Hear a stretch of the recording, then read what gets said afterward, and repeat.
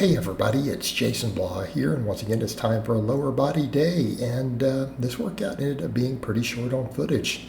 I'm happy with it though. I felt like it was a good solid workout, plenty of good work done, keeping with my concept, training maxes, heavy work, then pump work.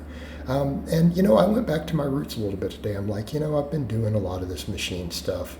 But I always tell people things like the back squat is the king of exercises. Let me just do a training max on a back squat, couple sets of back squats, then do my deadlifts, right?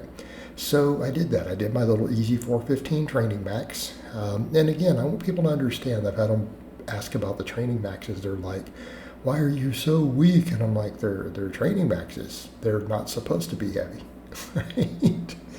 They're not supposed to be heavy. We're just looking for nice, solid, clean lifts that we could do at least 3 reps with, right?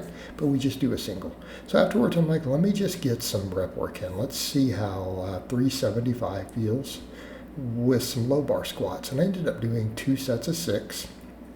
I could have probably ground these a little harder, but I'm like, I don't need to, right? We're getting a lot of work done on these big movements. I want to start working them back in a little bit and then come in and do the pump work that I feel that I'm really getting a lot out of, the leg extensions, reverse hypers, the calf work. Very similar to how I'm doing the upper body stuff, right? Very, very similar. But the squats felt pretty good. They actually weren't taxing. So I may work the reps up a little bit on these, or I may work the weight up and stick with the 6s, right? We might do that. And I haven't done any deadlift volume for just a little bit, so that actually felt harder than one might think. But mainly I've noticed today, like my biceps and forearms after doing, the curls and stuff yesterday, man, they were lit up when I tried to deadlift today. And not like in a bad way as in I'm going to injure something, but I could definitely feel them. But the squatting went good. Like I said, just some low bar squatting. Felt like my whole lower body got a good workout from even just these 3 sets, the training max, 2 quality work sets. And again, my volume is moderated right now, right? But we're picking big exercises and then we're coming behind and doing pump work. Just like on the upper body days, we're focusing on the bench and the pull-ups. We're going to focus on the squats and the deadlifts a little more on the lower body days, and then we fill in the gaps. Obviously, my upper body days, I have shoulder work, incline, biceps, triceps, all that stuff, right? It's going to be the same thing here. We're going to come in and do 3 smaller movements after these. So I just did a nice, easy 515 training max, and I dripped a plate off each side, dropped it down to 425. And even though this is, you guys have seen me do this for like 10 reps, 10, 12 reps, I was pulling more regular back then. So I want to build the deadlift volume a little bit again. But yeah, I was happy with this. It all felt good. I felt like I got a nice, good workout from doing this. And, this isn't grueling. This isn't, pushing stuff to the limit. And it doesn't have to, right? It doesn't have to. I mean, realistically, there's a lot of full body loading involved with all of this. So yeah, good quality work sets. I felt like I got training stimulus. Nothing was to failure. I'm not pushing these quite as hard as some of the upper body to, 0 reps in reserve. But they felt good. They felt good. And again, came in, just did training maxes and some 6s. But then we get the real reps. So it's kind of like people are like, well, where's the volume? Well, the volume's going to be all here. It's going to be these leg extensions. All right, so I went ahead and put a 10 pound on this and took it up to 500 pounds today. I felt a great quad pump on this, great quad pump and burn. And again, for anyone who's kind of like worried about the swinging, there's nothing you can do about that. The nature of this device, it's on roller bearings, and I'm not going to destroy my $1,000+ Rogue thing to get rid of the inertia, okay? This is what I have for a leg extension. It works great. I'm happy with it. I feel like I get a good stimulus, right? And again, I feel like a leg extension after a squat pattern movement works really good here. And so what I did with this, I did these as a tricep, because I didn't superset squats and deadlifts. I've been supersetting everything, but I'm like, that doesn't work. So we came in and we did all the squatting and then the deadlifting. So what I decided to do is triset all these. So we do the leg extensions pretty much to about failure. Then I do the calf raises. I always feel like this first set, I've got to get the bar position good. but I still work the calves. It's just it feels a little squirrely figuring out where I want to put the bar. But with more practice, I'll get used to doing that. Mainly it's just because where I've got it at my fingertips because I'm doing such a high bar position. But I still took the calves to failure, and that's the main thing.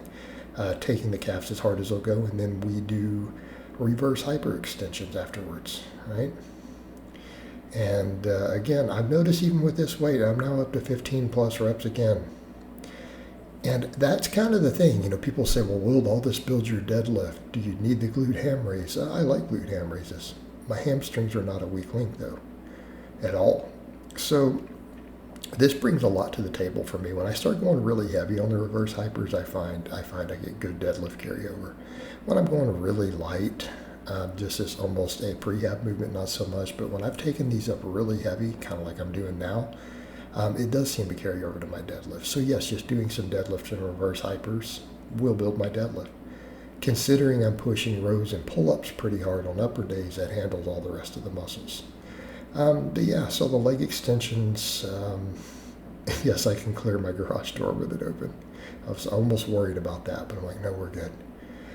This set, though, I really tried to push it out. I lost count of the reps. I don't know. It was probably 25, 30 reps, something like that. So again, the problem I run into is that, and notice my quads look bigger even doing these.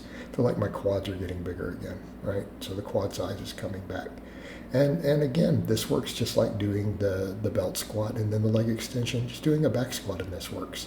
But I'm also doing a little volume on deadlifts, which builds everything.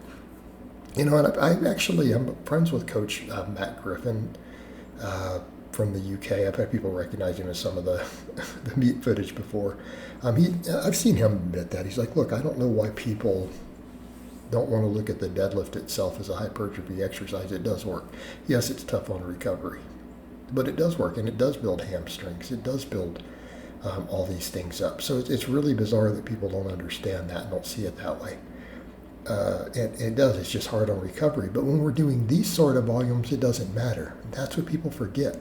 A lot of the stimulus fatigue, when we are worried about it on certain lifts, you can make up for that on the backside. Every exercise you do doesn't need to do that, because if we're not trying to push the bleeding edge on volume, we're just saying, hey, let's do some movements and really get big and strong. Okay? It's okay. We can have plenty of axial loading. We can have these things. They're not a problem. It's too much of them that's a problem, right? But I feel like with stuff like that, if I finish up with the reverse hypers, I feel like I kind of decompress everything a little bit anyways. And I've noticed I can handle plenty of deadlifting. But yeah, overall good workout. This workout was super short. It probably took me 45 minutes. Half of that is just getting my shoulders a little loose before I load everything up. So maybe a 40-minute workout, maybe 45 tops. Get in, just get the work done, and God, it could have been less. Because I messed around with rearranging some stuff in here before I started. It might have been a 30-minute workout. But I was happy with it. Felt good stimulus. Feel like it was a good training session, good way to end the week. So I hope it's been informative, and I'll talk to you guys next time.